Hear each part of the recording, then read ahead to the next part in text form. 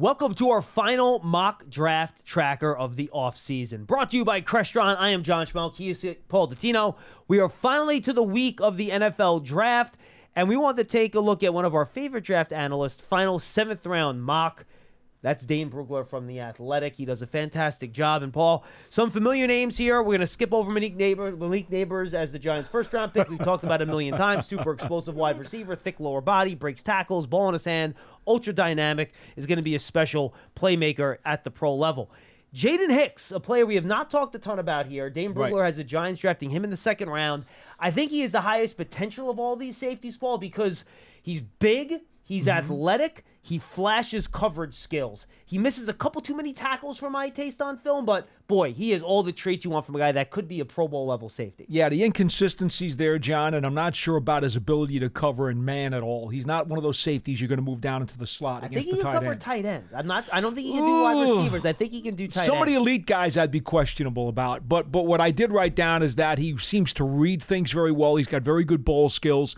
To me, he's one of those 3 safety sub linebackers, pseudo-strong safety linebacker types, coming out of Washington State, by the way, where he was very versatile and played both safety spots and some linebacker. Yeah, he's the guy as a split safety, can do both roles, is what you need in that Shane Bowen system. Trey Benson, running back out of Florida State in round number 3, Paul. He could be the first running back off the board. He's got top-end speed to make big plays. Didn't have to carry the load, though. Only had 15 or more carries 3 times this year. Can also catch the ball out of the backfield. Like him with his power and with his balance. Now, they didn't use him a lot as a pass receiver, but he does have good hands from what we have seen. He does lack a little bit of patience, though, running with the ball. He's a little bit too aggressive, doesn't always wait for the hole to develop. He's got a little bit of work to do, but that comes with the inexperience you talked about. And that's why he's getting picked in round 3. Michael Pratt, the round 4 pick, Paul. Dane gives the Giants a quarterback. Pratt out of Tulane, winning quarterback, a lot of experience under his belt.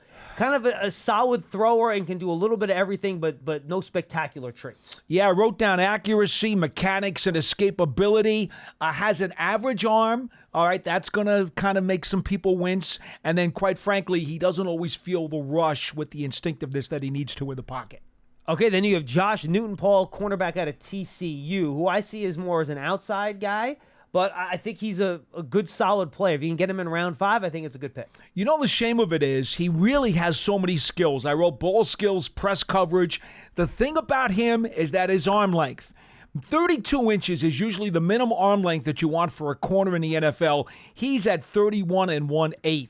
That is going to be a bit of a problem as he's guarding some of these receivers, and that's why he's dropping this far. Otherwise, he's got the skills to be higher. Finally, Justin Aboigbe in round number 6, a defensive lineman out of Alabama, Paul. He flashed a little bit at the All-Star games. You see the underlying talent. You just didn't have the consistent production at Alabama. Yeah, has the tools, has a motor, can play inside or outside. Problem is only a 1-year starter. And I think that's part of the issue with him because he's got to expand his toolbox as he gains more experience. Paul, good stuff. I enjoyed it, John. Always fun doing these every year as we get ready for the NFL draft. Hopefully the Giants pick some of the players we've talked about over the last month, but you never know. The NFL draft's always a crapshoot. Thanks for joining us on the Mock Draft Tracker, brought to you by Crestron and joining us all off-season long. And, of course, stay tuned to Giants.com, the Giants mobile app, social media platforms as we continue to cover the 2024 NFL Draft.